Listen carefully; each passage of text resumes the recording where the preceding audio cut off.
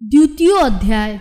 ओम मध्यम चरित्र के विष्णु ऋषि, महालक्ष्मी देवता, उष्णिक छंद, शाकंभरी शक्ति, दुर्गा बीज, वायु तत्व और यजुर्वेद स्वरूप है। श्री महालक्ष्मी की प्रसन्नता के लिए मध्यम चरित्र के पाठ में इसका विनियोग है।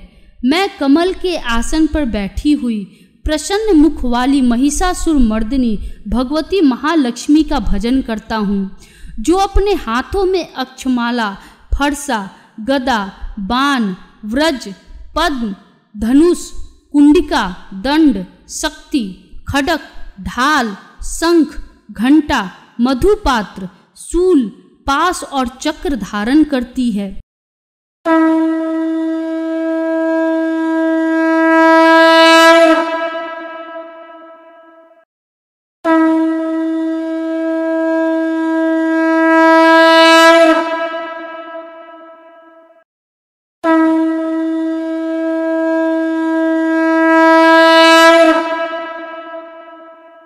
ऋषि कहते हैं, पूर्व काल में देवताओं और असुरों में पूरे 100 वर्षों तक घोर संग्राम हुआ था।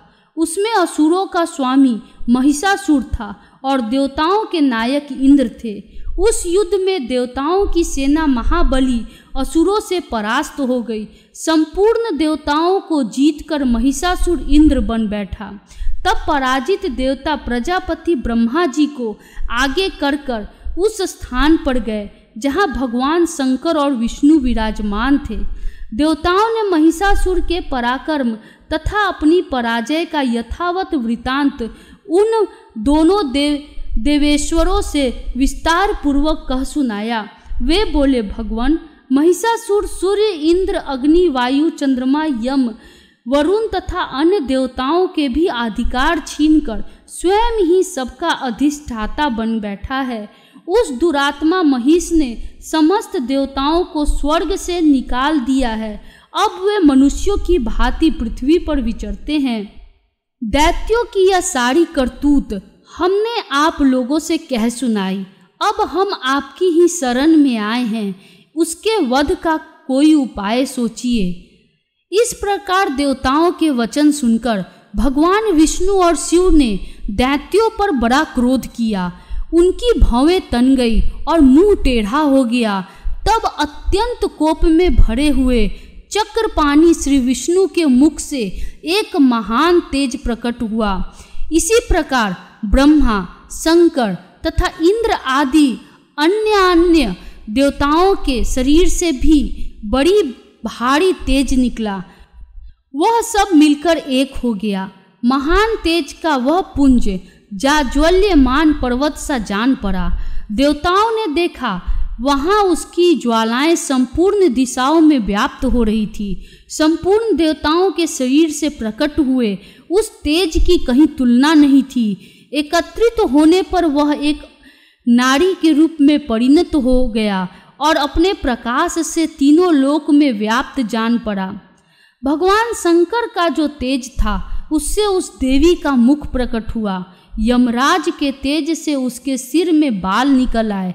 श्री विष्णु भगवान के तेज से उसकी भुजाएं उत्पन्न हुई। चंद्रमा के तेज से दोनों स्तनों का और इंद्र के तेज से मध्य भाग का प्रादुर्भाव हुआ। वरुण के तेज से जंघा और पिंडली तथा पृथ्वी के तेज से नितंब भाग प्रकट हुआ। ब्रह्मा के तेज से दोनों चरण और सूर्य के तेज से उसकी उंगलियां हुई। वसुओं के तेज से हाथों की उंगलियां और कुबेर के तेज से नासिका प्रकट हुई। उस देवी के दांत प्रजापति के तेज से और तीनों नेत्र अग्नि के तेज से प्रकट हुए थे। उसकी भौवें संध्या के और कान वायु के तेज से उत्पन्न हुए थे। इसी प्रकार अन्यान्य देवताओं के तेज से भी उस कल्याणमयी देवी का आविर्भाव हुआ।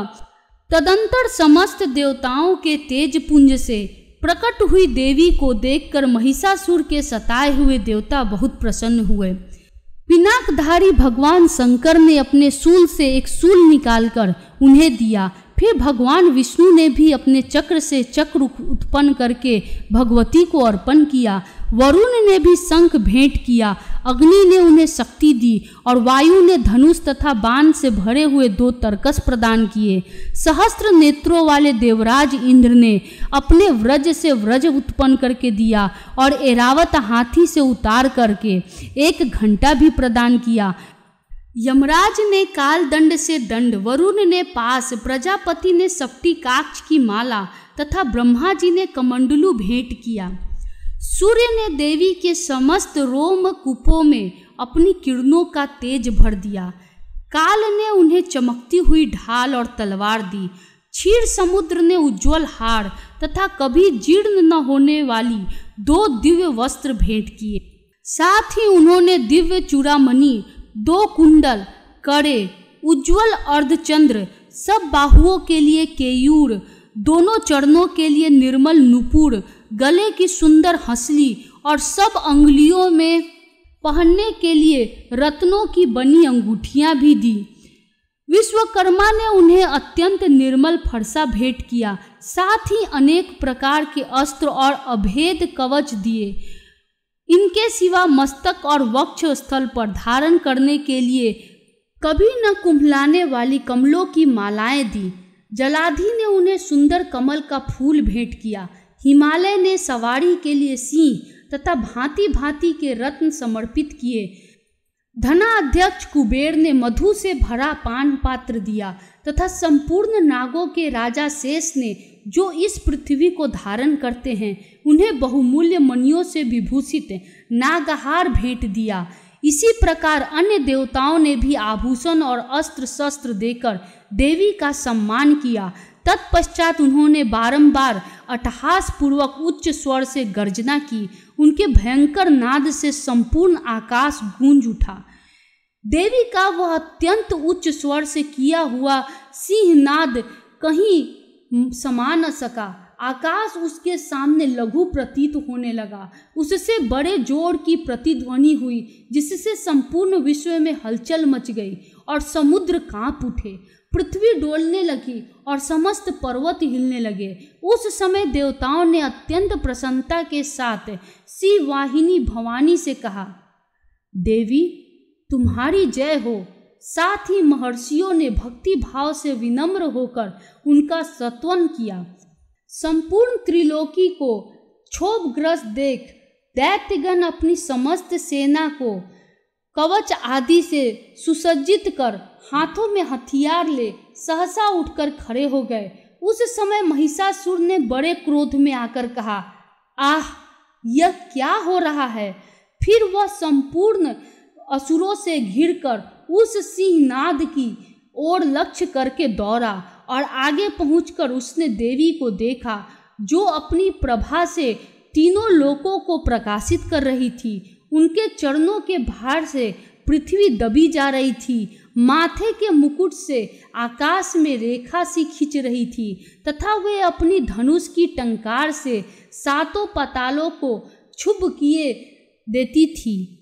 देवी अपनी हजारों भुजाओं से संपूर्ण दिशाओं को आच्छादित करके खड़ी थी। तदंतर उनके साथ दैत्यों का युद्ध छिड़ गया।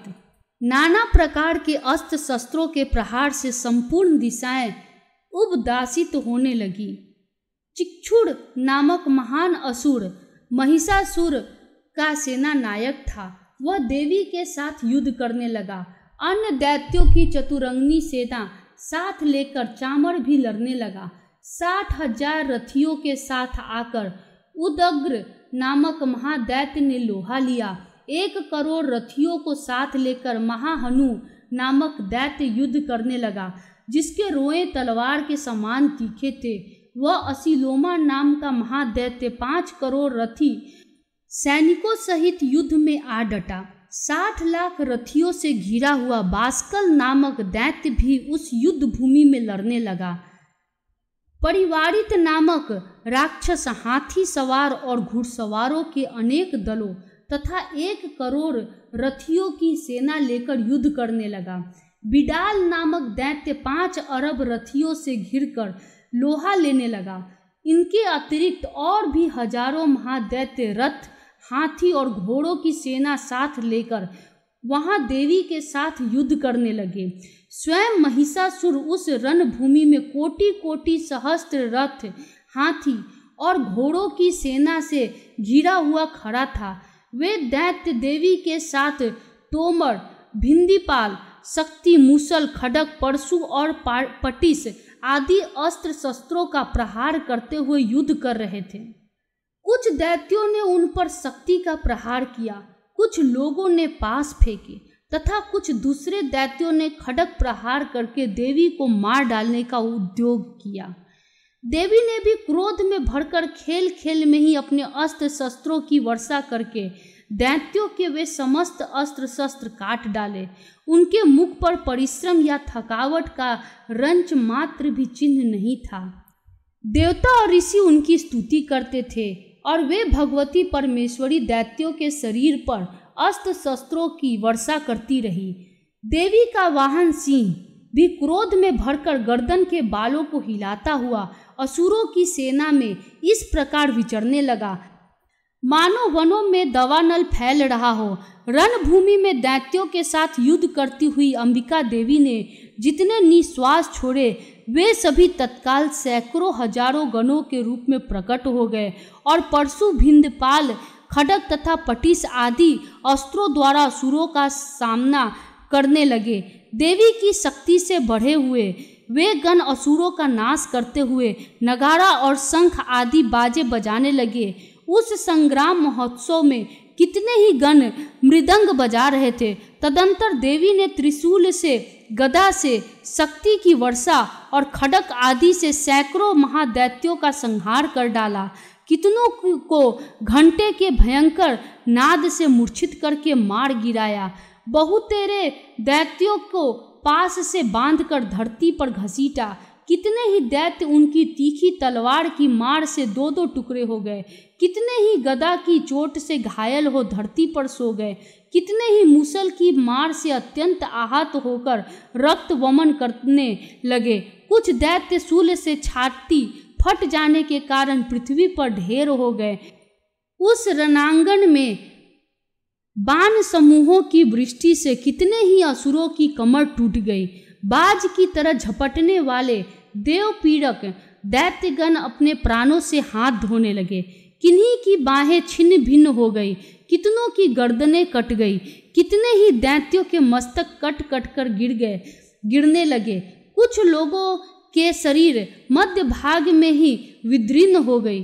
कितने ही महादैत्य जांघें कट जाने से पृथ्वी पर गिर पड़े। कितनों को ही देवी ने एक बांह, एक पैर और एक नेत्र वाले करके दो टुकड़ों में चीर डाला। कितने ही दैत्य मस्तक कट जाने पर भी गिरकर फिर उठ जाते और केवल धड़ के ही रूप में अच्छे अच्छे हथियार हाथ में ले देवी के साथ युद्ध करने लगते। दूसरे कबंध युद्ध के बाजों की लय पर नाचते थे। कितने ही बिना सिर के धर हाथों में खड्ग, शक्ति और रिष्टि लिए दौड़ते थे तथा दूसरे दूसरे महादैत्य ठहरो ठहरो यह कहते हुए देवी को युद्ध के लिए ललकारते थे। जहाँ वह घोर संग्राम हुआ था वहाँ की धरती देवी के गिराए हुए रथ, हाथी, घोड़े और असुरों की लाशों से ऐसी पट गई थी, वहाँ चलना फिरना असंभव हो गया था। दैत्यों की सेना में हाथी, घोड़े और असुरों के शरीरों से इतनी अधिक मात्रा में रक्तपात हुआ था कि थोड़ी ही देर में वहाँ खून की बड़ी बड़ी नदियाँ बहने लगी।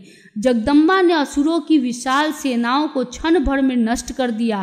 ठीक उसी तरह जैसे तृण और काठ के भारी ढेर को आग कुछ ही क्षणों में भस्म कर देती है, और वह सिंह भी गर्दन के बालों को हिला हिला कर जोर जोर से गर्जना करता हुआ दैत्यों के शरीरों से मानो उनके प्राण चुने लेता था।